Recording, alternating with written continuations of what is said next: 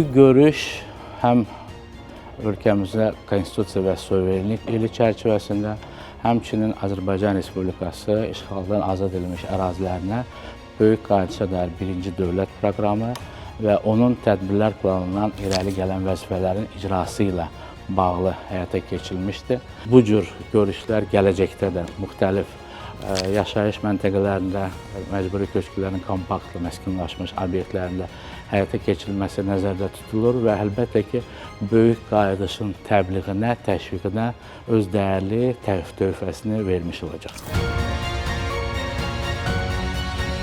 Agentlik tərəfindən işğaldan azad olunmuş ərazilərdə, o cümlədən müharibənin təsirinə məruz qalmış bizim rayonlarda sosial infrastruktur sahələrinin ərazilərinin təmizlənməsi istiqamətində tədbirlər həyata keçirilir.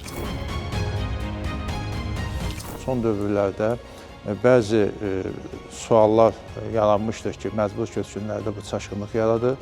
Biz maksimum çalışmışıq ki, bunlara tam sürətdə izahat işləri aparaq və bunları maarifləndirmə işləri aparaq. Məcbur köçkünləri maraqlandıran əsas etibarilə böyük qayıdışda zamanı sosial təminatı necə təmin olunacağı ilə bağlı onlara izahat işləri verdik. Komitənin sosial müavinətlər üzrə rəhbəri çıxış elədi və bizə məlumat verdi ki, biz öz yerimizə qayıdandan sonra 3 il müddətində müavinətlər ödəniləcək. Bugünkü tədbirdən çox yararlandım. Açığını deyim ki, çox böyük səbirsizliklə doğma yurduma, Ağdama qayıtmaq istəyirəm və fəaliyyətimi orada davam etdirmək istəyirəm. Tədbirdə vətəndaşlarla görüş keçirildi, vətəndaşların maraqlandıran suallara ətraflı cavablar verildi. Ümumiyyətlə, mən bu köç prosesi mərhələli necə baş verir, qayıdış prosesi necə baş verir və qayıdışda ilkin ailələr necə seçilir, o barədə məlumat verildi. Ağdama qayıdacağım günü çox səbirsizliklə gözləyirdim. Çox böyük arzum idi ki, torpaqlarımız alınsın, işğaldan azad olsun və o günü biz görək ki, o torpaqlarımıza qayıdaq. Ən böyük arzularımdan biri idi. 30 il o torpaqlarsız necə yaşamışıq?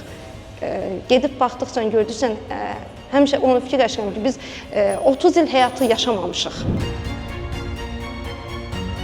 Tədbir zamanı şöbəmizin öhdəliyində olan məcburi köçkünlərlə, keçmiş məcburi köçkünlərlə sorğuların həyata keçirilməsinə dair məlumatlar verildi.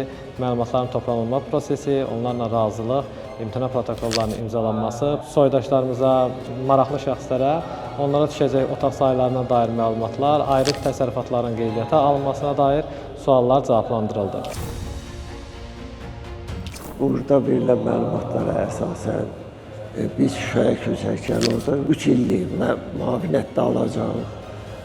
Yəni, xeyri ilə orada qayıdıb öz yerimizdə, yurdumuzda gözəl bir həyat yaşayacağıq.